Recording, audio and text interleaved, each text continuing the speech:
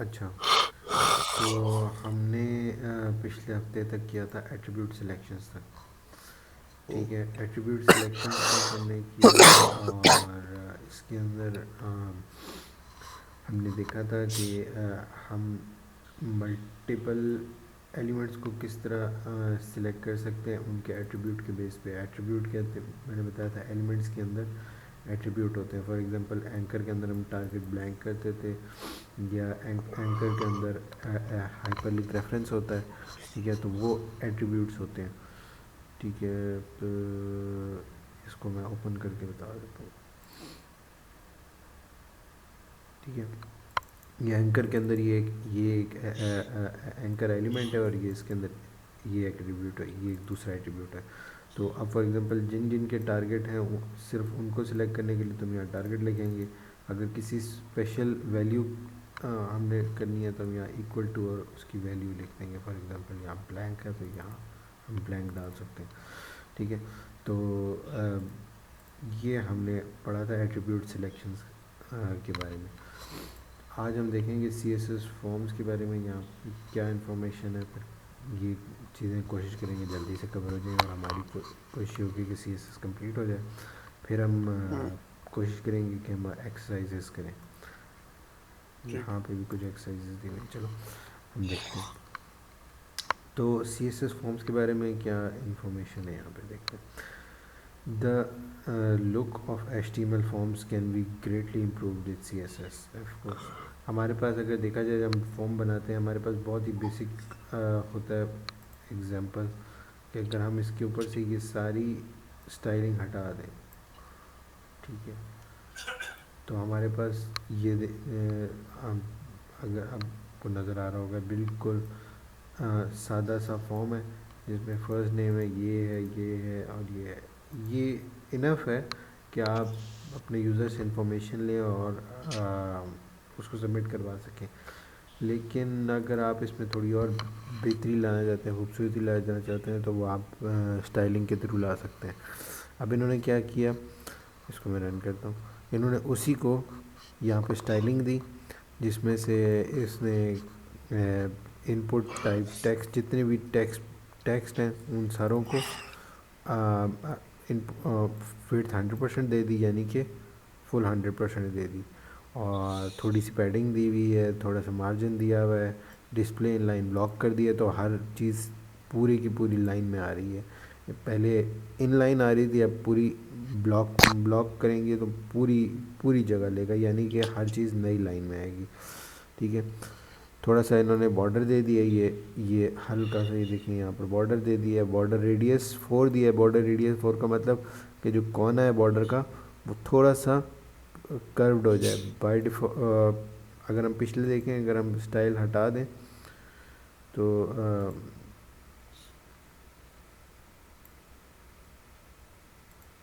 ये बिल्कुल स्क्वायर होता है, और कोने रेक्टेंगल की तरह होते हैं थोड़े। तो हमने रेडियस लगाया तो कोने थोड़े से गोल है। ठीक है, बॉक्स साइज़ जो है,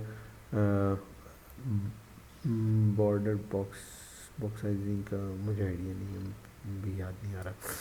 ठीक है, अच्छा, सबमिट का बटन इन्होंने इसी तरह विड्थ इन्होंने 100% की हुई है। बैकग्राउंड इन्होंने ग्रीन किया हुआ है, कलर इन्होंने यानी कि टेक्स्ट कलर वाइट किया हुआ है। तो ये कुछ इन्होंने स्टाइलिंग लगा के इसको भी इम्प्रूव किया हुआ है। इनपुट के ऑन होवर के ऊपर इन्होंने क्या किया हुआ है, बैकग्राउंड कलर ये किया हुआ है। अब ये सबमिट का बटन है, इनपुट टाइप सबमिट, जिसके ऊपर बैकग्राउंड कलर है हल डार्क ग्रीन किया हुआ है। ठीक है, और डिव जो है ये वाली, इसको इन्होंने बॉर्डर रेडियस 5 पिक्सल्स दिया हुआ है। एक मिनट, हाँ, ये मुझे कलर नज़र नहीं आ रहा था। अगर देखें तो कलर अगर आपको नज़र आ रहा है तो यहाँ पे हल्का सा इन्होंने ये पीछे बैकग्राउंड दिया हुआ है, और बैकग्राउंड के अंदर ये हल्का सा इन्होंने रेडियस दिया हुआ है।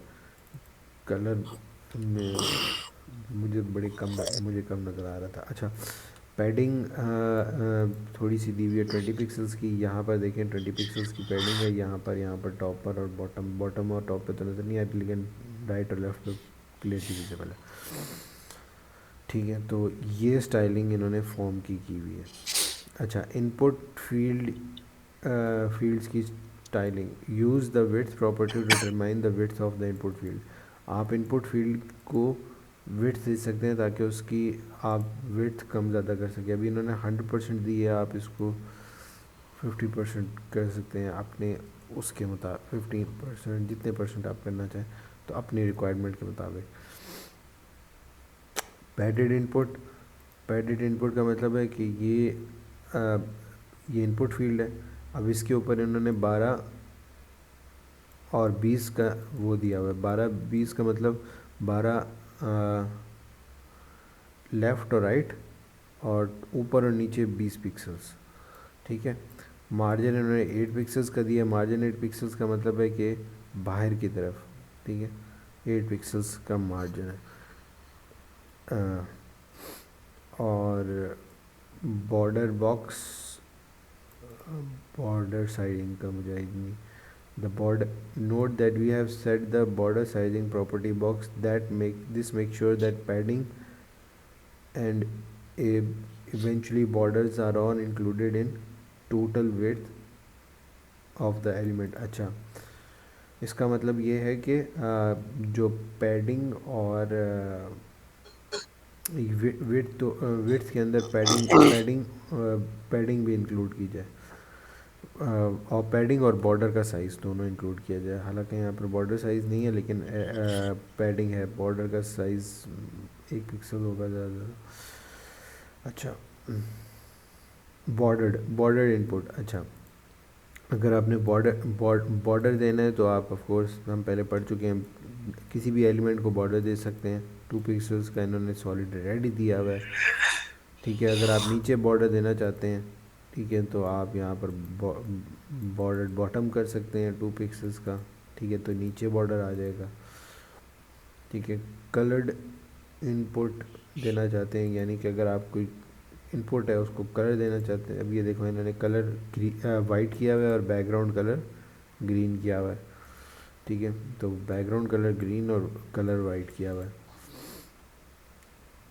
फोकस्ड, अगर आप फोकस, अभी देखो मैं फोकस किया तो इसका बैकग्राउंड कलर चेंज हो गया, लाइट ब्लू हो गया। और इसके फोकस पे इन्होंने क्या किया हुआ है, बॉर्डर चेंज किया हुआ है। ठीक है, इसका बॉर्डर देखें हल्का सा 1 पिक्सल सॉलिड ब्लैक है, तो इसका इन्होंने तकरीबन 3 पिक्सल सॉलिड किया हुआ है अराउंड। हाँ, तो ये चेंजेस इन्होंने किए। अच्छा, इनपुट विद इमेज, अगर आपने इमेज लगानी है किसी इनपुट फील्ड पे, तो आप उसके बैकग्राउंड पे, ठीक है, ये बैकग्राउंड इन्होंने इमेज डाला हुआ है, यहाँ पर एक इमेज डाला हुआ है, बैकग्राउंड इमेज।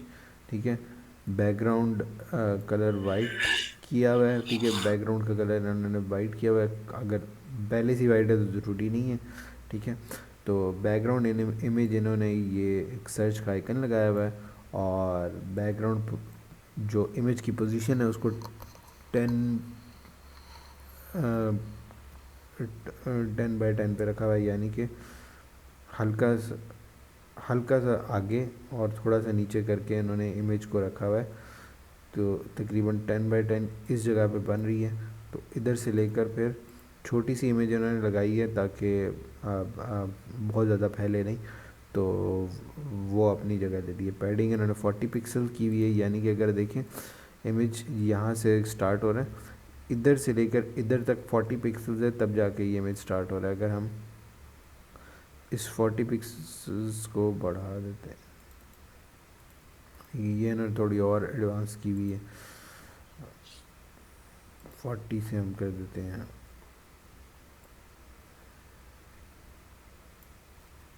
60 पिक्सल्स। अभी ये यहाँ पर है, तो अगली बार टेक्स्ट और ज़्यादा आगे आएगा। ठीक है, तो असल चीज़ किस तरह आती है, बैकग्राउंड क्या कहते हैं, अगर इमेज लगानी हो तो आप बैकग्राउंड इमेज लगाएं तो आपके यहाँ पर आइकन आ सकता है। अच्छा, एनिमेटेड सर्च इनपुट। अच्छा, इन्होंने एक वो लगाई है कि अगर इस पर क्लिक करें तो ये खुल जाए, जिस तरह के मेरे ख्याल में इनका खुल रहा है, ठीक है। इस जगह तो कुछ और है। अच्छा, तो इन्होंने ट्रांजिशन लगाई है। ट्रांजिशन अभी तक हमने पढ़ी नहीं है, लेकिन ये इन्होंने अभी मेंशन कर दी है ट्रांजिशन, जिसमें फोकस के ऊपर ये विड्थ 100% हो जाती है, ठीक है। फोकस के ऊपर विड्थ 100% हो गई है। और अगर इसके इन्होंने यहाँ पर ट्रांजिशन लगाई है, यानी कि जब विड्थ चेंज हो या फिर इसकी स्टाइलिंग चेंज हो, तो फिर विड्थ की ट्रांजिशन विड्थ के ऊपर जब लग रही हो तो 0.4 सेकेंड लगें उसको कंप्लीट होने में। और ईज़ इन आउट, ये एक कह लें कि वो है ईज़ इन आउट, ये ईज़ इन आउट का कह रहे एनिमेशन है, ठीक है। और इस एनिमेशन को 4 सेकेंड लगें कंप्लीट होने में। तो ये इन्होंने स्टाइलिंग इसके ऊपर लगाई हुई है कि जब इसकी विड्थ चेंज हो तो उसके ऊपर इस तरह की ट्रांजिशन आए।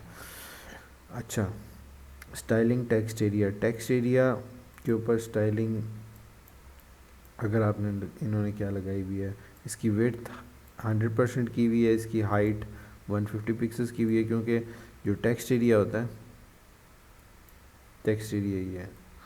अच्छा,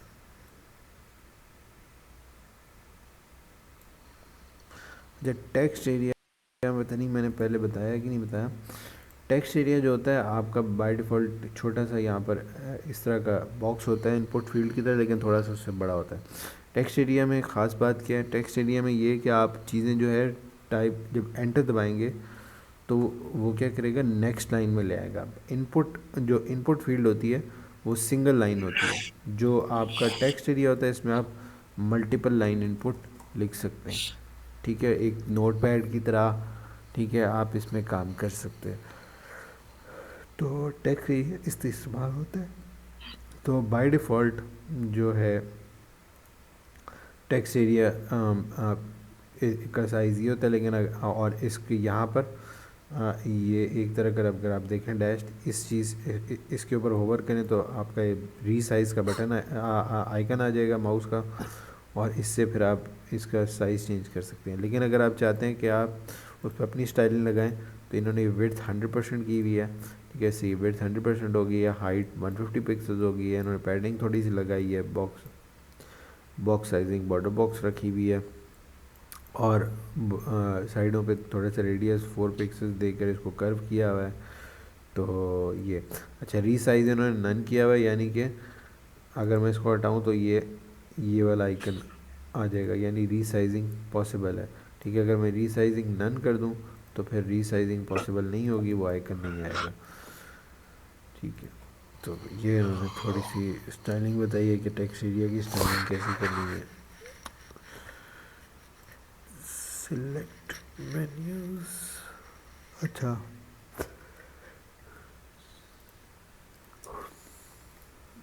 ये सिलेक्ट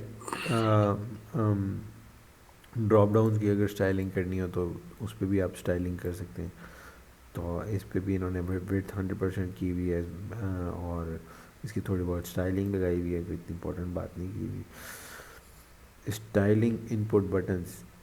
अच्छा, इनपुट बटन्स को अगर आपने स्टाइल करना हो, ठीक है, ये हमारे पास इनपुट टाइप बटन है, ठीक है। इनको टाइप रीसेट हो गया, टाइप सबमिट हो गया। इन बटन्स को अगर आपने स्टाइलिंग देनी हो तो वो भी आप दे सकते हैं, कोई इतनी बड़ी बात नहीं। उनकी बैकग्राउंड कलर चेंज किया हुआ है, बॉर्डर थोड़ा सा लगाया हुआ है, और पैडिंग बीच में डाली हुई है। तो ये इन्होंने थोड़ी सी स्टाइलिंग लगाई हुई है। अच्छा, इन्होंने क्या किया हुआ है कि कर्सर का पॉइंटर भी चेंज किया हुआ है। आप कर्सर जो आप ये देखें, ये कर्सर यहाँ पे कर्सर लिखा हुआ है और बाय डिफ़ॉल्ट एरो होता है, लेकिन एरो को इन्होंने पॉइंटर में तब्दील किया हुआ है, यानी कि अगर देखें तो यहाँ पर वो क्लिक का बटन आ रहा है, जो जिससे उंगली की इंडेक्स फिंगर से क्लिक का बटन। तो यहाँ पर इन्होंने ये चीज़ एक नई बताई हुई है, कर्सर, ठीक है। कर्सर आप किसी भी एलिमेंट पे लगा सकते हैं अगर आप चाहते हैं कि उसके ऊपर आप कर्सर चेंज कर सकें। कर्सर मुख्तलिफ़ किस्म के होते हैं, यहाँ पर मैं अगर दिखाऊँ, ठीक है, ये मुख्तलिफ़ किस्म के कर्सर आ गए, ठीक है। अब फॉर एग्ज़ाम्पल ग्रैबिंग कर्सर, ये ग्रैब पकड़ने वाला कर्सर, और मुख्तलिफ़ किस्म के कर्सर्स यहाँ पे अवेलेबल हैं। क्रॉस हेयर कर्सर, वो क्रॉस हेयर आ जाता है, ठीक है।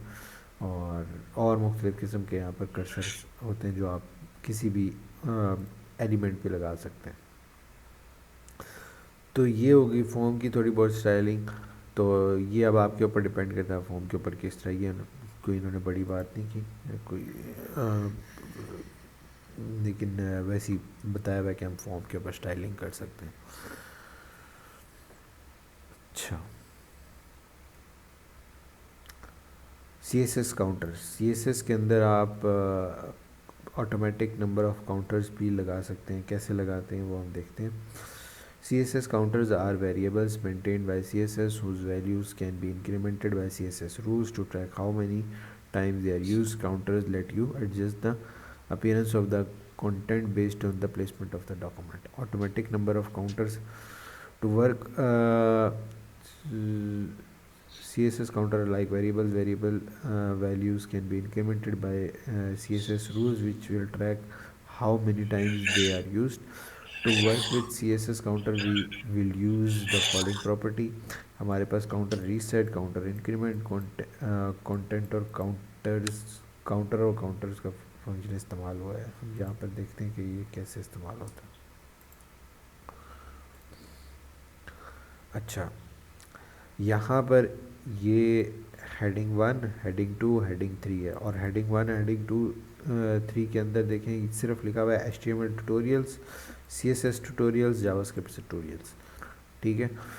अब लेकिन इससे पहले लिखा हुआ है सेक्शन 1, 2, 3। अगर यहाँ देखें, यहाँ पे जब मैं सिलेक्शन कर रहा हूँ तो सिर्फ और सिर्फ इनकी सिलेक्शन हो रही है, इसकी सिलेक्शन नहीं हो रही, क्योंकि ये CSS से बनाया गया काउंटर। और ये कैसे बनाया हुआ है यहाँ पे आप देखते हैं। इन्होंने हेड बॉडी पर काउंटर रीसेट किया हुआ है, यानी बॉडी जब भी स्टार्ट हो तो नया काउंटर रीसेट हो जाए। यानी हम बताते हैं कि किस एलिमेंट पे जब कर काउंटर रीसेट होता है। अच्छा, और इन्होंने एक काउंटर का नाम रखा हुआ है सेक्शन, ठीक है। अब काउंटर पे इन्होंने इंक्रीमेंट लगाया है जब भी H2 आए, ठीक है, और H2 के बिफोर, यानी H2 से पहले, हर H2 से पहले काउंटर का इंक्रीमेंट हो जाएगा। बिफोर का मतलब हर H2 पर जब रेंडर होगा तो उससे पहले काउंटर बढ़ जाएगा, ठीक है। तो अगर हम इसको ऐसे रखते हैं तो इससे नहीं बढ़ा, ठीक हो गया। अगर हम इसको आफ्टर करते हैं तो ये बाद में लग गया, ठीक हो गया, ठीक है। बिफोर का मतलब है कि पहले लगेगा H2 से इस लेफ़्ट साइड पे, ठीक है। तो काउंटर इंक्रीमेंट होगा, ठीक है। और वेरिएबल्स उन्होंने बताया था कि ये हम काउंटर को एज अ वेरिएबल ट्रीट करते हैं, तो इन्होंने एक वेरिएबल रखा है सेक्शन, ठीक है। और यहाँ पर उसका कंटेंट इन्होंने अपनी मर्ज़ी से डिफ़ाइन किया। यहाँ पर सेक्शन लिखा है तो यहाँ पर ये स्टैटिक सेक्शन आ गया एक स्ट्रिंग की तरह, ठीक है। फिर इन्होंने स्पेस डाली है और ये फंक्शन इस्तेमाल किया है काउंटर का। ये काउंटर जितनी बार H2 आएगा उतनी बार इंक्रीमेंट होता रहेगा। और यहाँ पर ये वेरिएबल इन्होंने पास किया सेक्शन को, यानी कि अगर पहले वैल्यू 1 थी तो फिर 2 हो जाएगी, 2 3 तो 3 हो जाएगी। और फिर उन्होंने दोबारा एक स्ट्रिंग डाल दी है, स्पेस दे स्पेस। हम जावास्क्रिप्ट में प्लस करते थे चीज़ों को कॉन्कैट करने के लिए, लेकिन यहाँ पर इन्होंने कॉन्कैट करने के लिए सिर्फ स्पेस दिया हुआ है। और यहाँ पर स्ट्रिंग के अंदर इन्होंने कॉलन डाला, तो क्या हुआ, सबसे पहले सेक्शन आया, फिर काउंटर का इंक्रीमेंट हुआ हर H2 के साथ, और फिर at the end colon space आ गई, ठीक है। तो ये अपनी मर्ज़ी की नंबरिंग डालनी हो तो आप डाल सकते हैं। अब ये मैंने हेलो लिख दिया और यहाँ पर हेलो 1 2 3 आ रहा है कि यहाँ पर काउंटर का इंक्रीमेंट हो रहा है जैसे जैसे H2 इसको नज़र आ रहा है। तो जितने मर्ज़ी H2 आप डालेंगे उतने काउंटर के इंक्रीमेंट होते रहेंगे। अब मैंने एक और डाल दिया तो Hello 4 हो गया।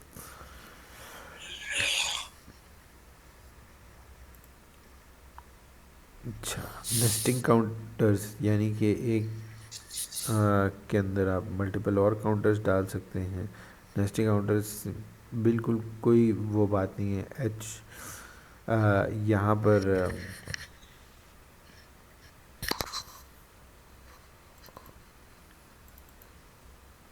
यहाँ पर अगर देखें यहाँ पर H1 है, फिर 2 H2 हैं, फिर H1 है, फिर 2 H2 हैं, फिर H1 है, फिर 2 H2 है। और इन्होंने H1 पर क्या किया हुआ है, सेक्शन का काउंटर जिस तरह हमने पहले देखा था इंक्रीमेंट किया हुआ है। और H2 पे इन्होंने सब सेक्शन का एक वेरिएबल रखा है और उसका काउंटर इंक्रीमेंट किया हुआ है।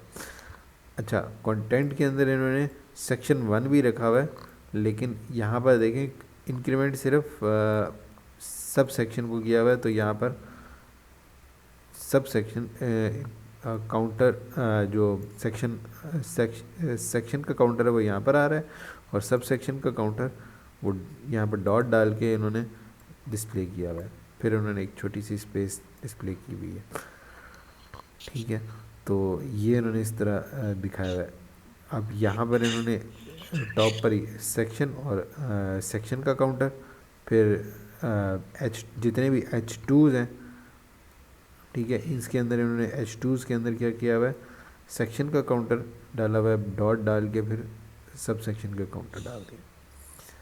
तो ये इन्होंने इंक्रीमेंट किया है सब सेक्शंस, यानी ये वेरिएबल की तरह होता है। तो फिर आप किसी भी एलिमेंट्स पे ये लगा सकते हैं और उसका कोई भी नाम रख सकते हैं, और उस जिस तरह मर्जी आप चाहें इसको इंक्रीमेंट कर सकते हैं।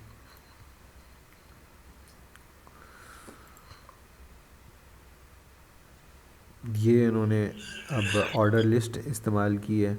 जो हमारे पास 1 2 होती है उसको कस्टमाइज़ करना हो तो आप उसको इन काउंटर्स के थ्रू कर सकते हैं। अगर हम बाय डिफ़ॉल्ट देखें तो हमारे पास ऑर्डर लिस्ट में 1 2 3 4 इस तरह आता है, ठीक है। लेकिन हम अपनी मर्ज़ी से इसके अंदर अगर एक्स्ट्रा कोई इंट्रोड्यूस करना चाहें, जिस तरह ये उन्होंने किया 2.1 2.2, तो उसके लिए काउंटर्स इस्तेमाल कर सकते हैं। तो ये एक अच्छा इम्पोर्टेंट था काउंटर्स के बारे में। ये कभी आप इस्तेमाल करना चाहें तो ये आप यूज़ कर सकते हैं। अच्छा, वेबसाइट का layout. A website is often divided into headers, menus, content and footer. Header अक्सर लोग ऊपर डालते होते हैं, फिर आता है मेन्यू। मेन्यू आपकी मर्ज़ी है, ऊपर डालना है, लेफ़्ट पे डालना है, ठीक है, जिधर मर्ज़ी डाल सकते हैं। कंटेंट इन्होंने एक बताया हुआ है कि लेफ़्ट साइड पे मेन भी रख सकते हैं, राइट पे भी रख सकते हैं और फुटर भी रख सकते हैं, लेकिन ये हार्ड एंड फास्ट नहीं है। ये आप पे डिपेंड करता है कि आपका लेआउट किस तरह का होना चाहिए, ठीक है। ये सिर्फ इन्होंने बताया कि ये मोटी मोटी एक हेडर होता है, ठीक है, एक मेन्यू होता है, एक कंटेंट का पार्ट होता है और एक फुटर होता है, लेकिन डिपेंड करता है कि आपका लेआउट क्या है, ठीक है। अब यहाँ पर आप दूसरी वेबसाइटें देखेंगे, फॉर एग्ज़ाम्पल गूगल जीमेल ही देख लें चलें, ठीक है। इसका लेआउट किस तरह है, इसका लेआउट अपने तरीके से होगा, जिसमें हेडर में यहाँ पे ये हेडर है, इसके अंदर इन्होंने लोगो डाला है, बीच में सर्च डाली हुई है, राइट साइड पे लॉगिन की इंफॉर्मेशन डाली हुई है, प्लस क्या कहते हैं ऐप चेंज करने वाले और सेटिंग्स के बटन्स डाले हुए हैं। लेफ़्ट साइड पे इन्होंने एक तरह का मेन्यू रखा हुआ है जो कि चेंज होता है, और बीच में यहाँ पर कंटेंट रखा हुआ है, ठीक है। तो ये अब आप पे डिपेंड करता है किस तरह। There are tons of different layout design to choose from. ये बिल्कुल आप पे डिपेंड करता है, जिस तरह के हम मुख्तलिफ़ कलर्स चूज़ कर सकते हैं, कलर्स कितने किस्म के होते हैं उतने, उसी तरह लेआउट भी बेतहाशा किस्म के बन सकते हैं। अब आप देखें विंडोज़ भी है, विंडोज़ का भी अपना एक लेआउट है, बीच में एक कंटेंट है, नीचे मेन्यू है, और एक तरह का ये लेआउट ही है ना, ठीक है, कि आप इस हम स्क्रीन पे काम कर रहे हैं। तो लेआउट आपकी एप्लीकेशन का होता है और वो आपकी मर्ज़ी के मुताबिक होता है कि किस तरह।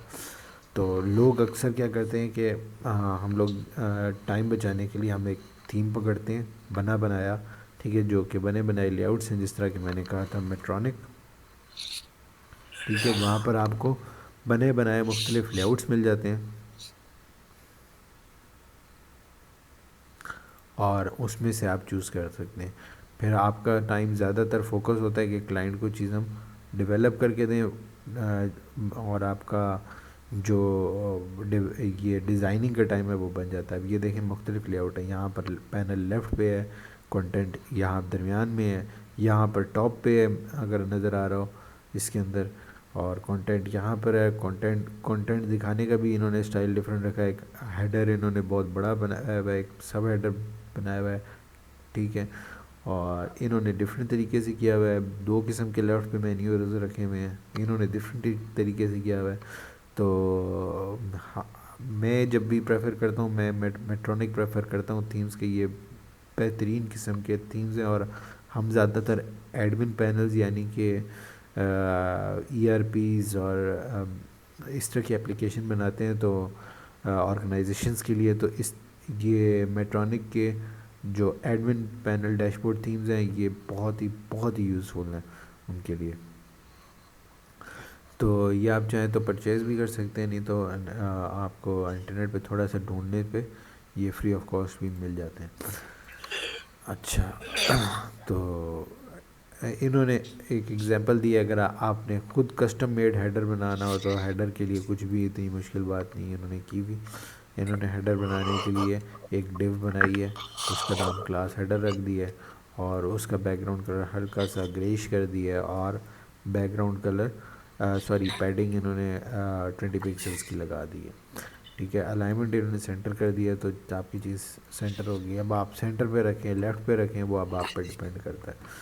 वैसे इन्होंने छोटी सी अपनी सी एग्जांपल दी। नेविगेशन बार इन्होंने एक बनाई है, अब आपकी मर्ज़ी इस तरह की बनानी है डिफरेंट की बनानी है। हम एक बार पहले पढ़ चुके हैं कि हम ये अगर नेविगेशन बार जब बनाए इन्होंने तो डिव से बनाई है, हम LI से भी बना सकते हैं, हम पहले देख चुके हैं। और हम उसको वर्टिकली भी बना सकते हैं और इन लाइन भी बना सकते हैं, तो ये हमारे ऊपर डिपेंड करता है। अच्छा कॉलम्स अगर हमने बनाने हो, ठीक है, अब ये देखें यहाँ पर वन कॉलम एप्लीकेशन इन्होंने बनाई गई, इसमें 2 कॉलम बनाई है। ये टॉप और नीचे हेडर और फोटो डाला हुआ है, बीच में यहाँ 2 कॉलम्स बनाए हैं और यहाँ पर 3 कॉलम्स। कॉलम्स अगर बनाने हो तो किस तरह बना सकते हैं? कॉलम्स बनाने की इस तरह के कॉलम्स बनाने के लिए आप सबसे पहले जो डिव्स हैं यहाँ पर हम खोल लेते हैं इसको साथ। आप सबसे पहले यहाँ पर डिव्स बनाएं, ठीक है। अच्छा यहाँ पर इन्होंने लिखा हुआ है नाम डिव रो, यानी कि ये एक पूरी रो है और रो के अंदर इन्होंने 3 कॉलम्स बनाए हैं, ठीक है। ये एक कॉलम, ये एक कॉलम और ये एक कॉलम, इन्होंने इनको क्लास दे दी है कॉलम की। और अब देखते हैं यहाँ पर इन्होंने स्टाइलिंग क्या लगाई है रो और कॉलम पे। रो के ऊपर इन्होंने लगाया है कि content empty display table clear both, ठीक है, ये लगा दिया है। और कॉलम्स के ऊपर इन्होंने लगा दिया फ्लोट लेफ़्ट, यानी कि सारे लेफ़्ट पर आने की कोशिश करें। और बाय डिफ़ॉल्ट क्या किया कि लेफ़्ट एक मिनट,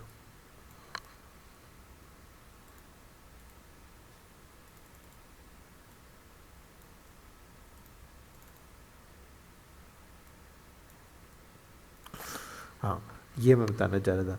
क्योंकि डिव की जो प्रॉपर्टी होती है बाय डिफ़ॉल्ट क्या होती है कि हर चीज़ आपकी उसमें आती है नई लाइन में, ठीक है। और स्पैन की होती है कि हर चीज़ आपकी वो क्या कहते हैं इन लाइन आती है, यानी कि जिस तरह टेक्स्ट है L पहले आया है, O बाद में आया, R बाद में आया, E बाद में आया और M बाद में आया। तो जो आपका मैं बता रहा था कि डिव जो होती है हर बार नई लाइन में आती है। तो अगर आप उसको इन लाइन लाना चाहते हैं तो आपने यहाँ पर इसको फ्लोट लेफ़्ट कर दिया, ठीक है। तो ये लेफ़्ट के साथ एक तो अटैच हो गई, और क्या हुआ कि जैसे ही पिछला डिव ख़त्म हुआ तो अगली डिव उसके लेफ़्ट के साथ आ गई अटैच, ठीक है। फिर यहाँ पर आपने एक स्टैटिक विड्थ रख दी, ठीक है, 33 पिक्सल्स। तो क्या हुआ कि जितने भी आपने कॉलम्स रखे हैं वो सारे 33 पिक्सल्स ले रहे हैं, ठीक है। देखिए ये भी 33 पिक्सल ले रहा है, ये भी। और एक मिनट मैं करूँ, ये देखिए 33 पिक्सल्स किस तरह, 100 डिवाइड बाई 3, ठीक है। 100 डिवाइड बाई 3 क्या होता है, 33.33 पिक्सल्स। अगर आप यहाँ पर कितने कॉलम, 3 कॉलम बनाना चाहते हैं तो आप क्या करें, 100 यानी 100 विड्थ को 3 पे डिवाइड कर दें। अगर आप 4 कॉलम बनाना चाहते हैं तो 100 डिवाइड बाई 4 कर दें तो 25 बनता है, ठीक है। तो अगर आप यहाँ पर 4 कॉलम बनाना चाहते हैं तो यहाँ पर आप कर दें 25,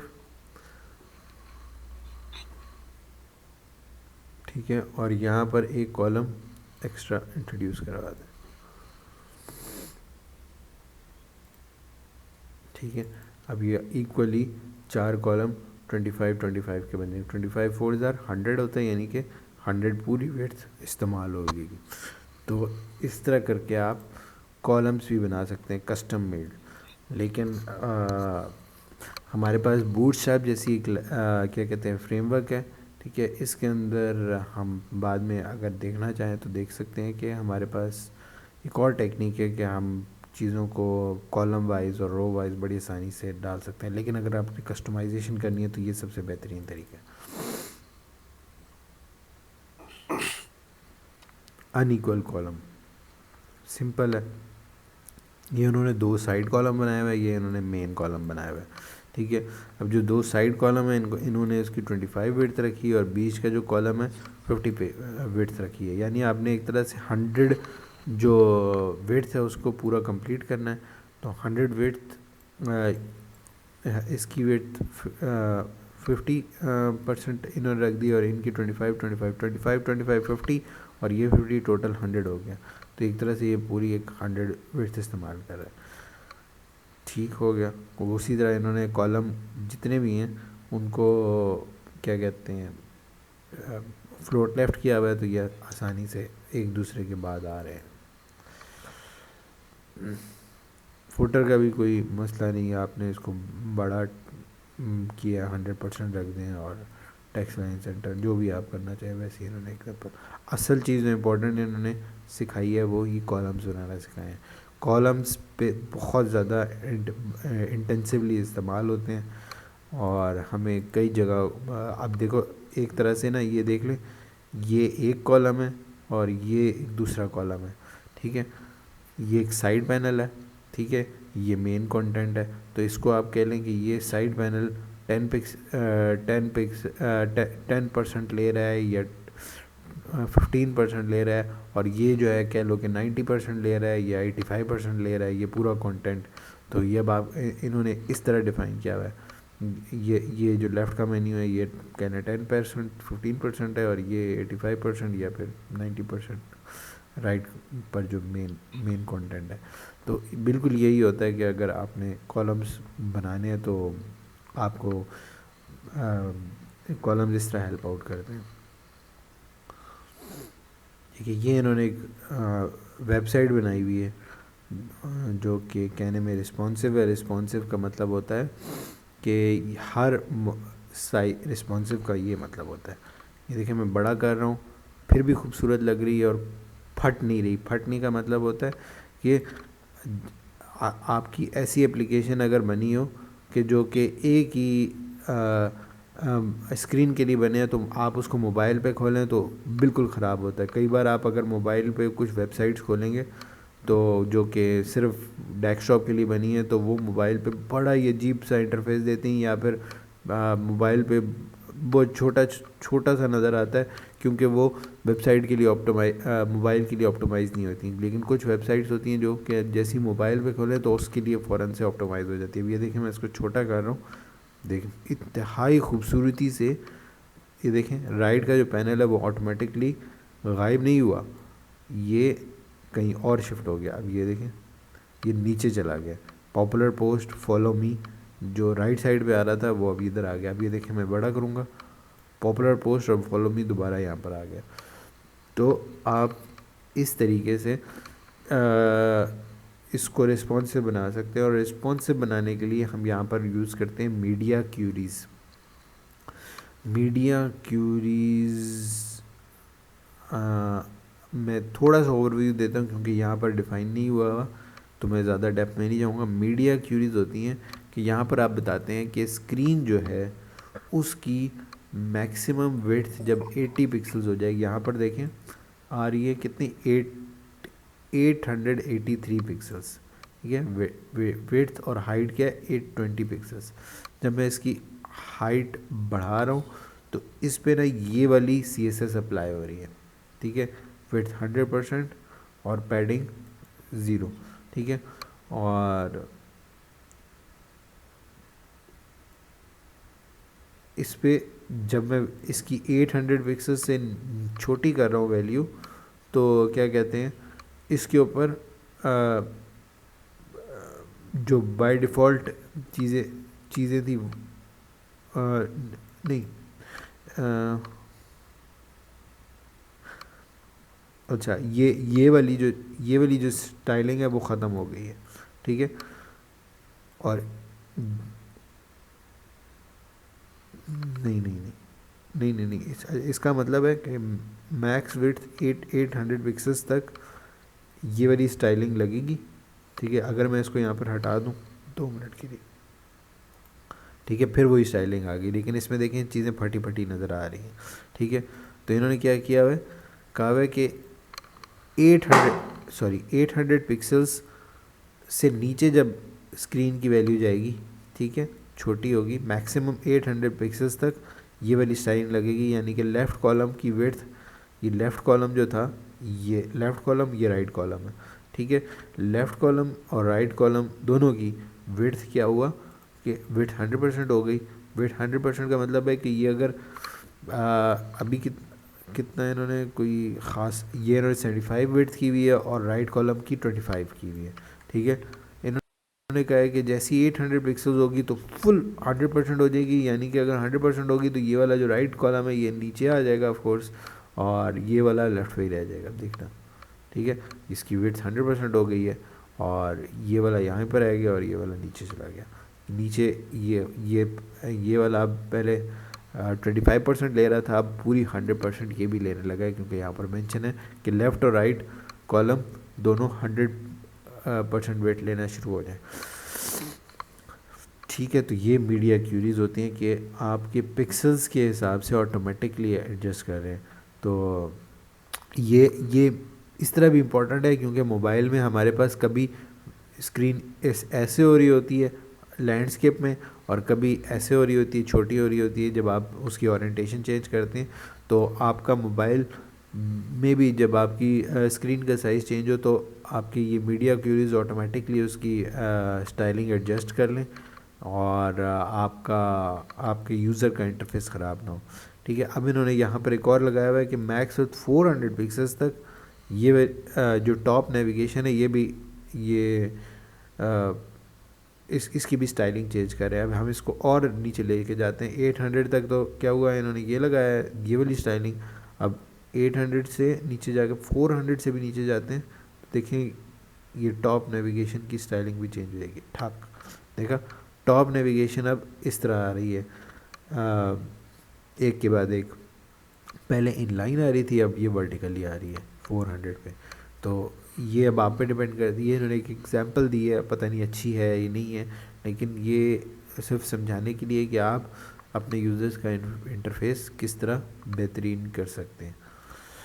तो ये होगी रिस्पॉन्सिव वेबसाइट के बारे में भी इंफॉर्मेशन।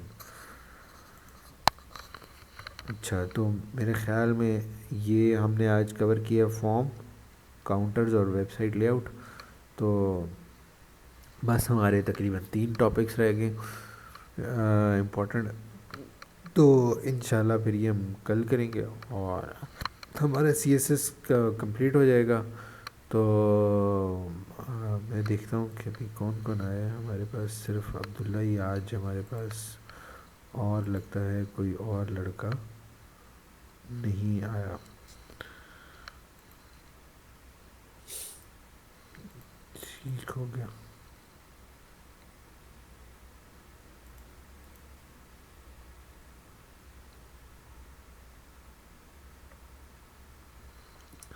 ठीक है, तो क्या कहते हैं, कल कल हम देखेंगे अब्दुल्ला।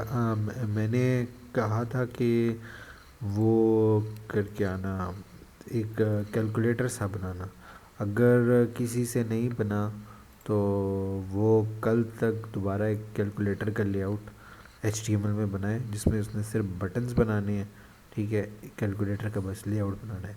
यहाँ पे एक इनपुट फील्ड रखनी है जो कि वैल्यूज़ के लिए होगी, और यहाँ पर बटन्स होंगे जो कि कैलकुलेशन करेंगे। तो अब्दुल्ला, अगर कल तक जी। ये बना सकते हो तो टाइम मिले तो ये इस तरह का लेआउट बना देना, ताकि हम इसको और सही है। बेहतर कर सकें। ठीक है, ठीक है। तो ये एक छोटी सी असाइनमेंट है, तो कल तक कोशिश करो कि अगर ये हो जाए। ठीक है, कोई हम्म। मसला हो तो बेशक मेरे से हेल्प आउट ले लेना। सही है। No problem. तो आज हम यही ख़त्म करते हैं, और फिर इंशाल्लाह इसको कल कंटिन्यू करेंगे। ठीक इंशाल्लाह। है, ओके, अल्लाह ओके, अल्लाह हाफिज़। हाफिज।